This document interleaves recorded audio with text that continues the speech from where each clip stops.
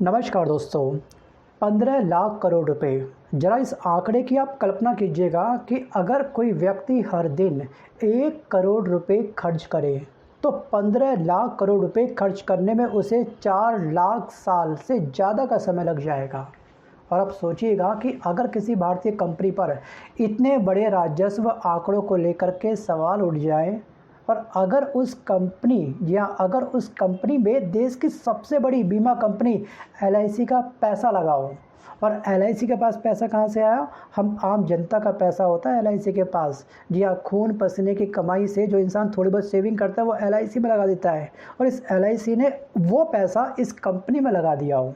सोचिए, अगर लाखों निवेशकों का पैसा दांव पर लगा हो और अगर उस कंपनी के मालिक की पुरानी तस्वीरें देश के सबसे शक्तिशाली नेताओं के साथ में वायरल होने लगे, तो क्या ये सिर्फ एक कंपनी का मामला होगा या फिर एक कंपनी का मामला रह जाएगा, या फिर ये भारतीय शेयर बाजार, नियामक संस्थाओं और सरकारी जवाबदेही की सबसे बड़ी परीक्षा बन जाएगा? आपको क्या लगता है? सो गाइस, आज की कहानी सिर्फ राजेश कंपनी की कहानी नहीं है, आज की कहानी है भरोसे की। और सवाल ये है कि आखिरकार ये भरोसा टूटा कहाँ और कैसे? आखिर इन सवालों के पीछे क्या सच्चाई है? इन सभी सवालों के जवाब हम और आप मिलकर के तलाशने की कोशिश करेंगे आज। तो चलिए शुरू करते हैं आज का अपना ये वीडियो। राइट, चलिए जानते हैं कि आखिरकार इस मामले का ओरिजिन क्या हुआ, आखिरकार ये मामला है क्या। सो गाइस, अभी हाल ही में चंद घंटों पहले सेबी जो मार्केट को रेगुलेट करती है, जो शेयर मार्केट की देखरेख करती है, उसके ऊपर जो पॉलिसी बनाती है, टर्म एंड कंडीशन लागू करती है सेबी। अब इस सेबी का ये आरोप है, मतलब कि सेबी ने इस राजेश एक्सपोर्ट्स कंपनी के ऊपर ये आरोप लगाया है कि यहाँ पर जब इस कंपनी की जांच करी सेबी ने तो ये पाया कि 2024 और 25 के बीच में कंपनी ने अपने राजस्व यानी कि रेवेन्यू को लेकर के गंभीर गलत आंकड़े प्रस्तुत करे हैं। आंकड़े कितने बड़े हैं? करीब 15 लाख करोड़ रुपए के आंकड़ों के साथ में इसने छेड़खानी करी है। जी हाँ, 15 लाख करोड़ रुपए।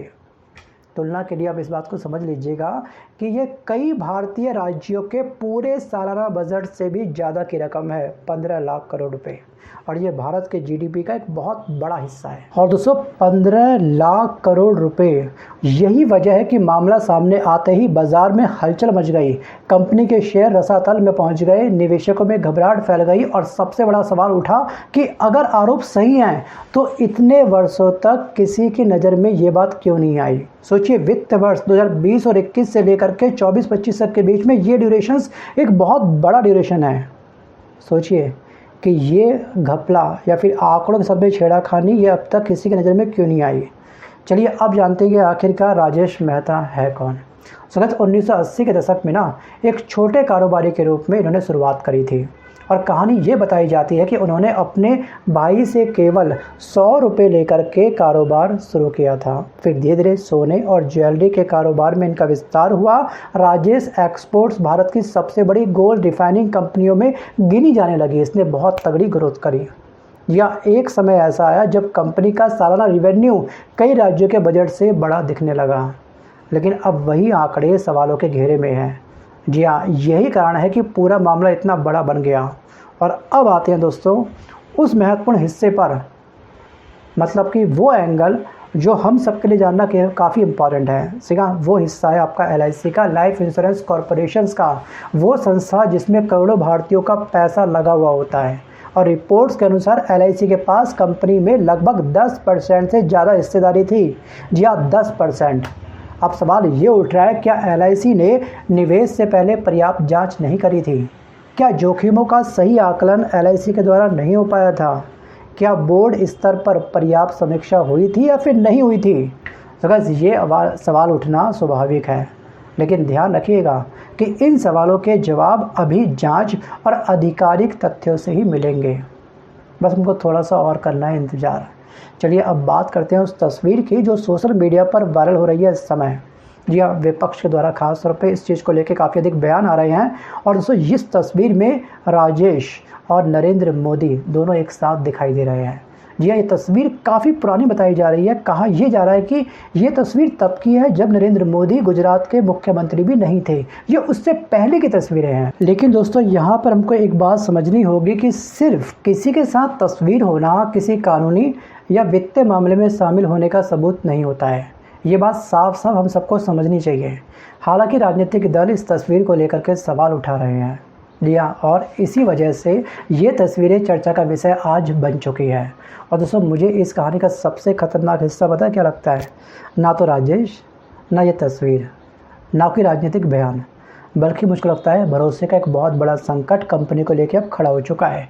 क्योंकि अगर एक बड़ी सूचीबद्ध कंपनी के आंकड़ों पर इतने बड़े सवाल खड़े होते हैं तो निवेशक सोचने लगते हैं, क्या हम इस कंपनी पर इन्वेस्ट करें या फिर ना करें, इसके शेयर परचेस करें या फिर ना करें। सोचिए, इसमें बड़े से बड़े निवेशकों का भरोसा टूट जाएगा। क्या ऑडिट सिस्टम काम कर रहा है? ये सबसे बड़ा सवाल है। क्या रेगुलेटर्स समय पर अलर्ट हैं? ये दोस्तों सवाल बाज़ार को कमज़ोर कर रहे हैं आज। क्योंकि इतने साल तक इस कंपनी ने आंकड़ों के साथ में छेड़खानी कर दी और रेगुलेट कंपनी को पता भी नहीं चल पाया, सेबी को भनक तक नहीं लगी। सोचिए दोस्तों, आज मामला जांच के चरण में है और सेबी अपने पक्ष रख रही है, कंपनी अपना बचाव कर रही है। लेकिन सच्चाई अदालतों, दस्तावेज और जांच के बाद ही सामने आएगा कि आखिरकार कौन सच बोल रहा है। लेकिन एक बात बिल्कुल साफ है कि ये सिर्फ एक कंपनी की कहानी नहीं है, ये भारतीय शेयर बाज़ार के भरोसे की परीक्षा भी है। और बाज़ार में पैसा सिर्फ शेयरों से नहीं चलता है, ध्यान रखिएगा। बाज़ार चलता है एक बहुत बड़े विश्वास से, और इस विश्वास पर कहीं ना कहीं बहुत बड़ा बट्टा लग चुका है। और दोस्तों, ये कोई पहला मामला नहीं है, ये कोई पहला मौका नहीं है कि इस तरह की घटना हुई हो। जी हाँ, जब भारत में कोई बहुत बड़ा वित्तीय क्राइसिस किसी कंपनी के द्वारा तय किया गया हो, तैयार किया गया घोटाला को जन्म दिया गया हो। इससे पहले भी 1992 का हर्षद मेहता घोटाला आपको याद है ना, 2001 का केतन पारेख घोटाला आपको याद होगा, 2009 का सत्यम फ्रॉड, 2010 का 2G स्पेक्ट्रम विवाद, 2010 का कॉमनवेल्थ गेम्स घोटाला, 2013 का शारदा चिटफंड फंड। ऐसे एक लंबी चौड़ी फहरिस्त है। अरे नीरव मोदी में कैसे भूल गया भाई, 2018 का नीरव मोदी केस याद है आपको? सोचिए एक बार कि आखिरकार हमारे इस देश के अंदर चल क्या रहा है। क्या सच में आने वाले समय में एक राजेश एक्सपोर्ट्स घोटाला भी जन्म लेगा?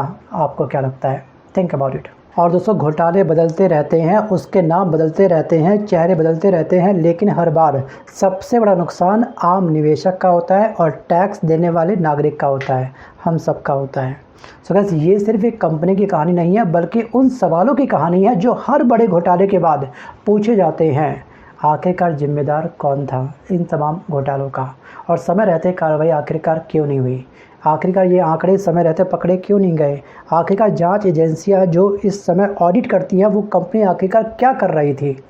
और दोस्तों, अब मैं आपसे जानना चाहता हूँ, क्या आपको लगता है कि भारत में जो कंपनियाँ हैं उनकी निगरानी और ज़्यादा मजबूत होनी चाहिए और ज़्यादा सख्त होनी चाहिए, या फिर आपके हिसाब से जैसे चल रहा है वैसे चलने दो? Think about it.